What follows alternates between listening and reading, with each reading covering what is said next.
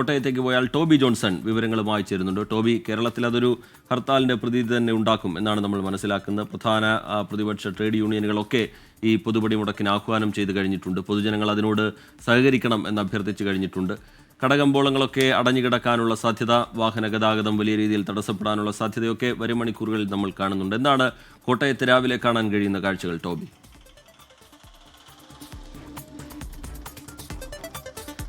ഞാനിപ്പോൾ നിൽക്കുന്നത് കോട്ടയം തിരുനക്കരയിലാണ്. ഈ ഒരു സമയത്ത് സജീവമാകുന്ന ഒരു സ്ഥലമാണ്, അതായത് കോട്ടയം നഗരമധ്യമാണ്. പക്ഷേ ഇവിടെ നമുക്ക് കാണാം അധികം ആളുകളൊന്നുമില്ല. സാധാരണ ഈ പ്രദേശത്തൊക്കെ ജോലിക്ക് പോകുന്നതിന് വേണ്ടിയൊക്കെ ആളുകളൊക്കെ നിരവധി പേർ വന്ന് ബസ് കയറുന്ന കാഴ്ച നമ്മൾ കാണാറുള്ളതാണ്. പക്ഷേ ഇന്ന് ആളുകൾ വളരെ കുറവാണ് എന്ന് തന്നെ നമുക്ക് നോക്കാം. ഈ കടന്നു പോകുന്ന MC റോഡാണ്.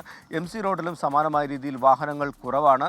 സാധാരണ നിരവധി വാഹനങ്ങൾ ഈ സമയത്ത് ഇതിലേക്ക് കടന്നു പോകുന്നതാണ്. പക്ഷേ ആ വാഹനങ്ങൾ വളരെ കുറഞ്ഞിരിക്കുന്നു എന്ന് തന്നെയാണ് നമുക്ക് മനസ്സിലാക്കാൻ സാധിക്കുന്നത്. ദീർഘദൂര സർവീസുകൾ മാത്രമാണ്, അതായത് ബസ്സുകൾ, ലോറികൾ, വലിയ കൊണ്ടുപോകുന്ന വാഹനങ്ങൾ, രാത്രിയിൽ പുറപ്പെട്ട വാഹനങ്ങൾ, എയർപോർട്ടിലേക്ക് പോകുന്ന വാഹനങ്ങൾ, ഹോസ്പിറ്റലിലേക്ക് പോകുന്ന വാഹനങ്ങൾ മാത്രമാണ് ഈ വഴിയിലൂടെ ഇപ്പോൾ കടന്നു പോയിട്ടുള്ളത്. അതിനപ്പുറത്തേക്ക് മറ്റ് വാഹനങ്ങളൊന്നും തന്നെ, ബസ്സുകളോ ഓട്ടോറിക്ഷകളോ ഒന്നും തന്നെ സർവീസ് നടത്തുന്നത് നമുക്ക് കാണാൻ സാധിക്കുന്നില്ല.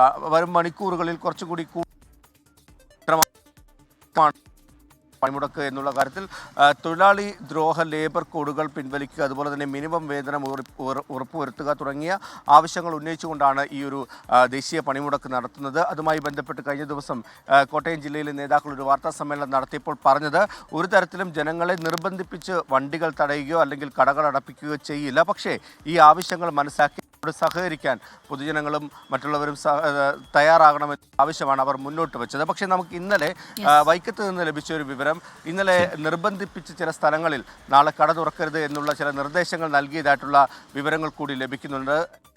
ടോബി ജോൺസണാണ് കോട്ടയത്ത് നിന്ന് വിവരങ്ങളുമായി നമുക്കൊപ്പം ചേർന്നത്. കോട്ടയത്ത് സമാനമായ സാഹചര്യമാണ്. രാവിലെ മുതൽ തെരുവുകൾ ശൂന്യമാണ്.